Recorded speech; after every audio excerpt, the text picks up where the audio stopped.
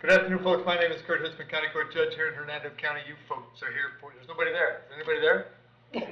I just can't see you. Yes, Your Honor, we're here. They're all there? You guys playing games on me? Yes, sir, we're here. Okay. We're playing. I'll start over because I can't remember where I left off.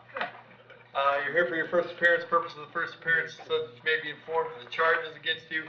I'll determine if probable cause exists for those charges. Probable cause simply means it's more likely than not that a crime has occurred, more likely than not that you're the person who committed that crime. Of course, as you stand before me this afternoon, I presume that you're innocent of these allegations. That presumption of innocence will stay with you through every stage of the proceedings unless and until the State Attorney's Office is able to prove the allegations against you beyond and to the exclusion of a reasonable doubt. We'll set your conditions of pretrial release today, that is your bail or your bond. In most cases, you've had a bond set already pursuant to the bond schedule here in the 5th Judicial Circuit of the warrant which led to your arrest. I'll determine if that bond should be raised or lowered or left the same, or whether there'll be additional conditions of pretrial release placed upon you. We'll let you know when your next court date will be. If you'd like to have the services of the public defender, I'll gladly appoint the PD to represent you this afternoon. You have a right to have contact with folks on the outside, family, friends, counsel. If you have not had a chance to make that call, please let me know. We'll make sure that that happens. Finally, and most importantly, you're advised that you do have an absolute right to remain silent with regard to the facts which surround your arrest. I encourage you to do that. These proceedings are recorded. In addition, there's a pair of assistant state attorneys in the courtroom with me this afternoon. If you say something that tends to incriminate you, they most certainly will use it against you in the prosecution down the road. Now I need each and every one of you there at the jail to please raise your right hands and be sworn. You all solemnly swear affirm to tell the truth, whole truth, nothing but the truth. Outstanding. When you hear your name called, please step forward to the podium. Edward Carter. All right.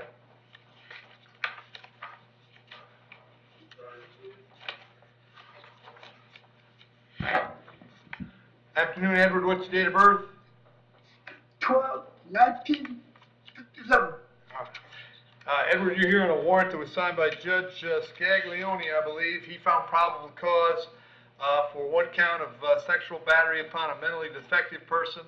As to that charge, you want to represent yourself. You're going to hire private counsel. Would you like the public defender? I'll appoint the PD. Steve? Yes, Judge. Since 2019, he's been Baker acted 8 times. There's a drop to ag assault charge in 2013. In 2002, he was charged with sexual battery on a minor in Manatee, but that case was ultimately dismissed without prejudice in 2008 due to competency issues. In 2001, he was adjudicated for trespass. 92, he was adjudicated for armed burglary, 2 counts of ag assault with deadly weapon, got 5 years DOC. And 1989, and I understand it's going back, but I need to put it on the record. In 1989, he was adjudicated for battery on a Leo, resisting without, burglary of structure, and theft, got 2 years DOC. 88, he was adjudicated for grand theft and criminal mischief, received another prison sentence there. He's also had a withhold in 76 for burglary. He's also currently being investigated for an ACBET charge that occurred in one of the hospitals where he was Baker acted. Given the nature of his history and these charges, and I apologize, Judge, there's actually a very important one to include on there. In 1982, he was adjudicated for sexual battery on a minor and got 2 years DOC. Given the nature of the charges, his history, we would be requesting the highest permissible bond with the GPS if he's able to bond out and no contact with the victim. Okay. Edward, I had an address for you on North 40th Street in Tampa. Is that still a good address? That's what 512 Avenue E. At least about that's right, at least one of my head brother hospital is. Okay. So Edward, what I'm going to do is today is set your bond at the $25,000 per the warrant. Condition of the bond is that if you were able to get out, you'd be subject to GPS monitoring at your expense. I'll have you back. You'll have no contact with the alleged victim, which I suspect is not a problem. And I'll have you back in court on May 3rd. If you can't bond out, Edward, your lawyer from the public defender's office will come see you before you go to court, okay? Yes, sir. Thank you. Which judge is that?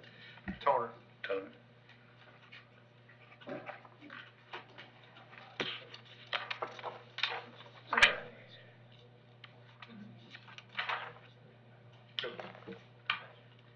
Jody Fosso.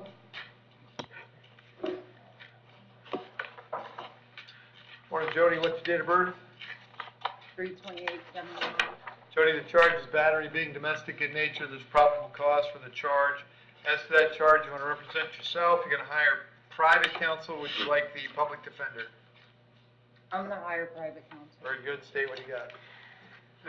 Drop battery in 2015, adjudication in 2005 for Dwillis, withhold 2005 for obstruction, adjudication in 2004 for Dwillis, failure to appear, withholds in 2004 for possession of cocaine, possession of marijuana, and possession of paraphernalia, adjudication in 2002 for worthless check, and withhold in 99 for selling tobacco to a minor.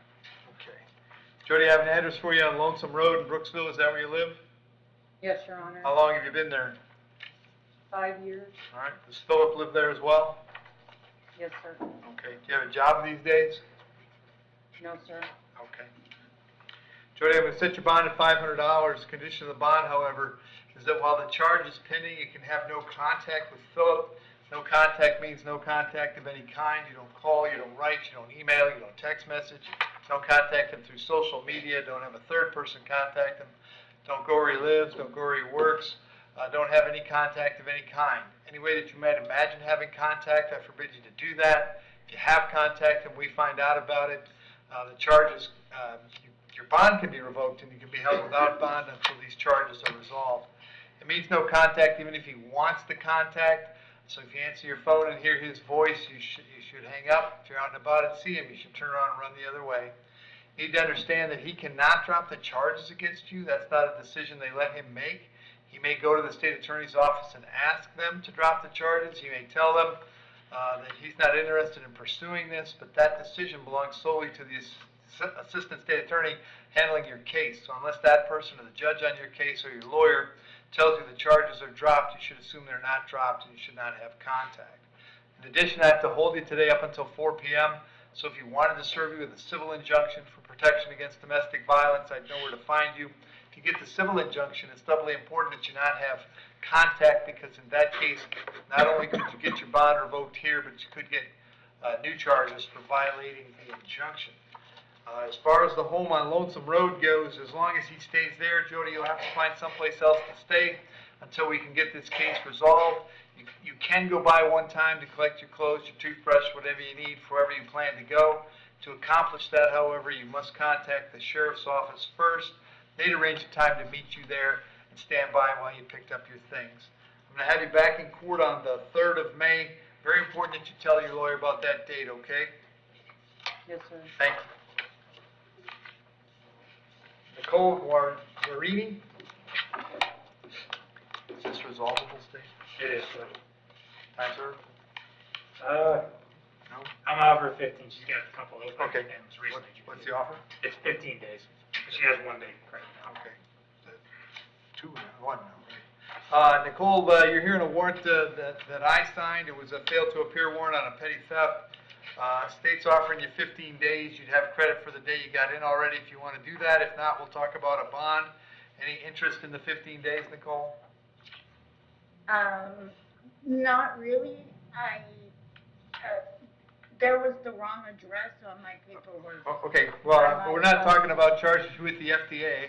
I'm talking about the petty theft. I just thought as long as you're already in, if you wanted to resolve it, you could, but that's okay. State, what kind of history? See, an open theft in Hillsborough, an open theft in Pasco, and recently adjudicated in 2020 for petty theft. All right. And did you have a public defender on this case, Nicole? I never met him. Okay. I'm gonna appoint the public defender. I'm gonna set your bond at $1,000. We'll have you back in court on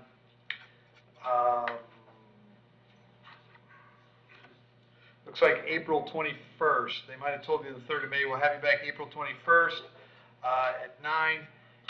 When you get out, you should call the public defender's office, okay? Yes, sir. Thank you.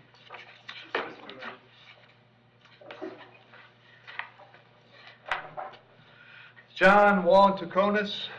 How about this one? Is that Willis one? Yep. Yes, it is as well, Judge. It is going to be. Hi, Your Honor. Sir. Okay. John, how are you? Good, well. All right, well, here, let me see if I can improve your day, John. You're hearing a FDA warrant that I signed. State says you can resolve the case with time served right now if you want. That means you get out of jail this afternoon and this case will be done. Is that something you're interested in? Yes, Your Honor. Very good. You understand by entering a plea today, you give up the right to have a trial by jury, the right to confront the witnesses against you, the right to remain silent, the right to have a lawyer, but you want to give up those rights so we can take care of this today? Yes, Your Honor. I think I'll enter a plea of no contest. I'll accept the plea, find it was freely and voluntarily made, adjudicate you guilty, sentence you to 1 day in the county jail, credit 1 day served, fine and court cost is $450 and your cost of incarceration. That takes care of it, John. If there's nothing else keeping you in the jail, this case is over and you'll be released today, all right? Thank you, Your Honor. Thank you. Good luck, brother. Wayne Lyon?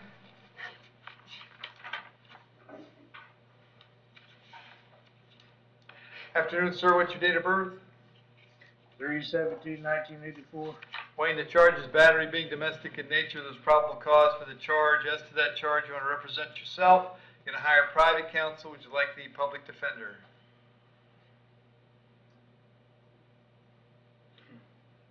Do you want the public defender? I don't ever get in trouble, so. Okay, well, do you think you could afford to hire a lawyer, Wayne, or you want me to appoint one? No, I'm probably gonna need one appointed. Okay, I'm going to appoint the PD, State. He has no history, Judge. He was right. That's right. So Wayne, I had an address for you on Cortez Boulevard. Is that where you were living? Yes, And let's see, and were you living with Miss Stewart? yes. All right, you have a job these days? DAB right next door, or was until this happened. Okay. All right, Wayne, I'm going to set your bond at $100. Condition is that you have no contact with Roxanne. Did you hear me explain no contact a moment ago? Yeah, Did you understand it? yeah. All right. Also have to hold you till 4 p.m. In case she wants to serve you with an injunction. Wayne, it kind of looked like you were moving out. Is there still anything at that address that you need? Whatever she did with my stuff, I mean, I got a lot of stuff. Okay, It just came- so Wayne, I'll let you go by one time to collect your stuff. Contact the sheriff's office first, okay? And they'll make a time for you to go by and pick up your stuff. And then I'll have you back in court on the 3rd of May. Make sure you give the public defender a call when you get out, okay? Okay. All right, thanks, Wayne. Jill, that's all I got. Thank you, Ron. Thank you.